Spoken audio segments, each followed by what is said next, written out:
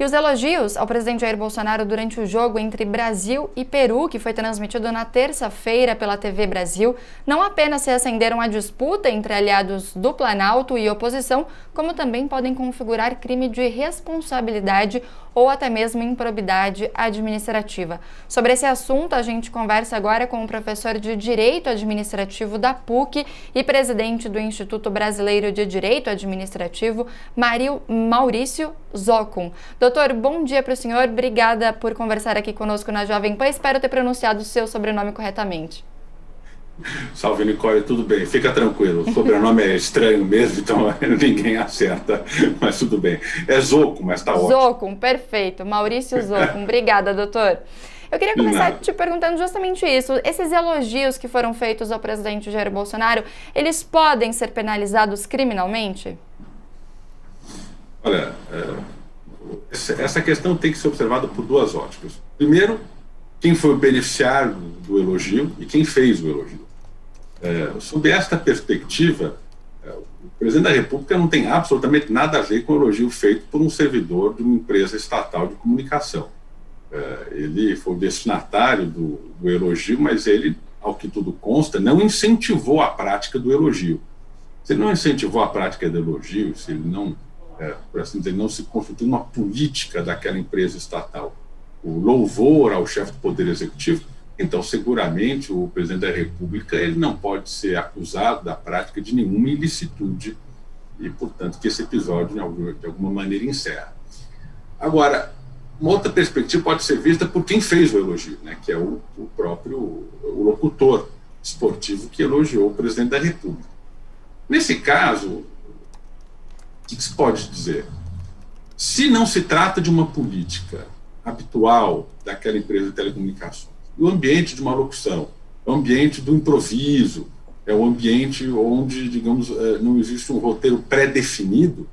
Não, o máximo que você pode falar é que houve um erro do locutor, que deve ser submetido talvez a um controle mais intenso por parte da própria empresa estatal, orientar melhor aquele locutor a que não volte a fazer isso. Não acho que esta circunstância por si só ela se caracteriza um ilícito de tal magnitude que enseja a punição do próprio servidor. Houve um erro, mas só um erro, nada mais do que um erro. Tem as medidas corretivas naturais que devem ser adotadas no âmbito da própria empresa brasileira de comunicações. É um episódio, digamos, lamentável, porque é algo indesejável, mas não caracteriza realmente o cometimento de qualquer espécie de crime, ou mesmo uma ilicitude exagerada do locutor. Houve sim uma ilicitude, isso é duvidoso. Por quê? Porque, Nicole, toda espécie de manifestação da vontade do Estado, toda forma de publicidade que o Estado promove, ela tem única finalidade a educativa, a educação, e nesse caso houve uma promoção pessoal de um agente público. Isso é vedado, realmente isso é vedado. Mas não foi algo voluntariamente feito, algum caso, digamos, pré-pensado, pré-concebido, imaginado. Portanto, simplesmente um erro que deve ser adotado uma medida corretiva correspondente à conduta. Portanto, basta uma medida corretiva, não há crime, não há improbidade, não há... O estrago é muito menor do que aquele que tem sido propagado, ao meu modo de ver, obviamente. Mas não caberia uma investigação para saber se, por exemplo, partiu de alguém do próprio governo, ou enfim, até mesmo de dentro da empresa, uma recomendação, por exemplo, a esse locutor? E a minha dúvida também seria se essa pessoa poderia ser processada, ou enfim, sofrer alguma questão jurídica pessoalmente, como pessoa física, ou então como pessoa jurídica da TV Brasil. Perfeito, ótimas perguntas, Nicole, e talvez seja muito importante esclarecer aos telespectadores. Essa investigação, ela tem que ser feita, invariavelmente, que houve cometimento ilícito. Então, ao meu juízo, essa empresa estatal, a Empresa Brasileira de Comunicações, ela deve abrir um processo específico para apurar o comportamento do locutor. Neste procedimento, inclusive, pode-se apurar e deve-se apurar se foi realmente uma falta isolada cometida pelo locutor, cuja medida de reparação será a orientação mais adequada dele para que não volte a fazer, ou se, pelo contrário, se trata de uma política digamos, reiterada de promoção pessoal por parte do agente público, do presidente da República. Não há, pelo menos eu não conheço elementos que possam indicar que se trata de uma política estatal voltada para a promoção pessoal do agente, do chefe do Poder Executivo. Eu desconheço. Mas a investigação deve ser feita para apurar o que levou o locutor a proceder daquela forma. Se a investigação chegar à conclusão que foi realmente uma conduta isolada do locutor, pronto, caso encerrado, ele vai ser orientado e simplesmente o assunto não segue adiante.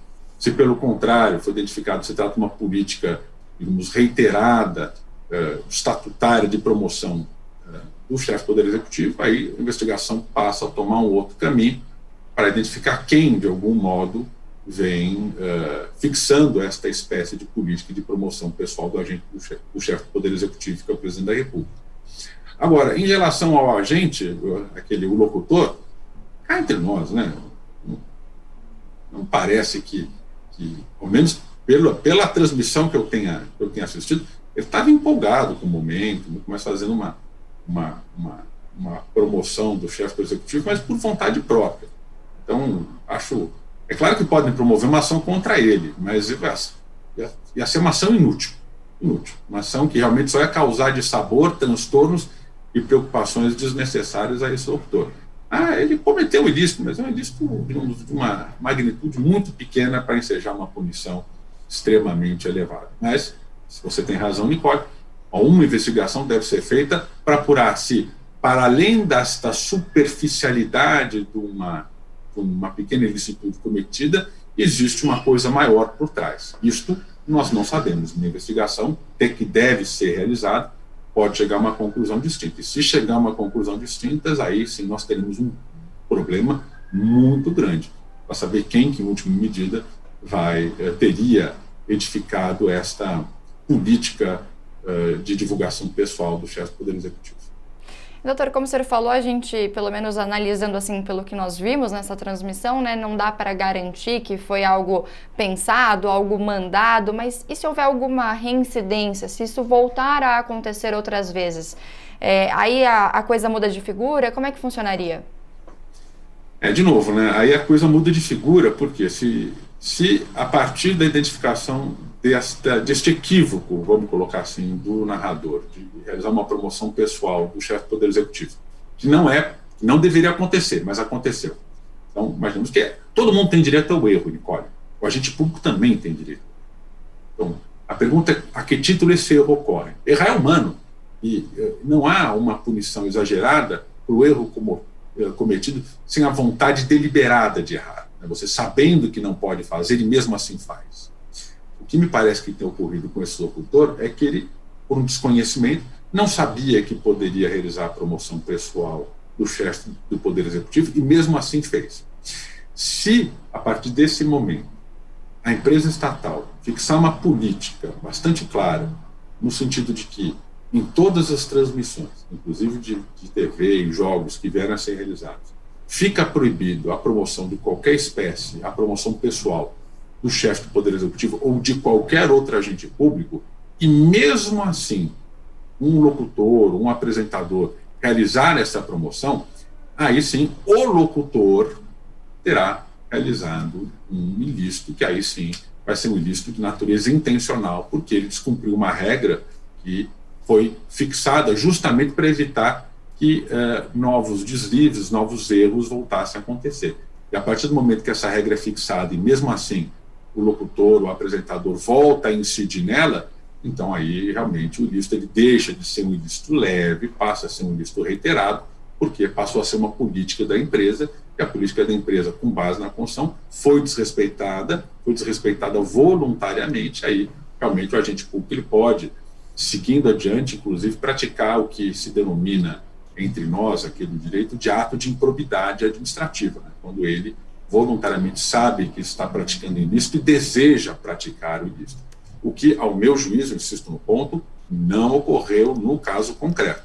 Se realmente for fixada essa política e este mesmo locutor ou outros vierem a incidir, então aí pode começar a falar num nível mais elevado de ilicitude e pode desaguar, inclusive, em um ato de improbidade administrativa que pode ser punível nos termos da lei.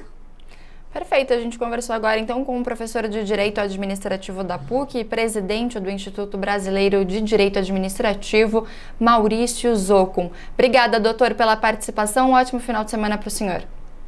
Nicole, muitíssimo obrigado a você. Bom final de semana a você e também a todos os telespectadores. Obrigado.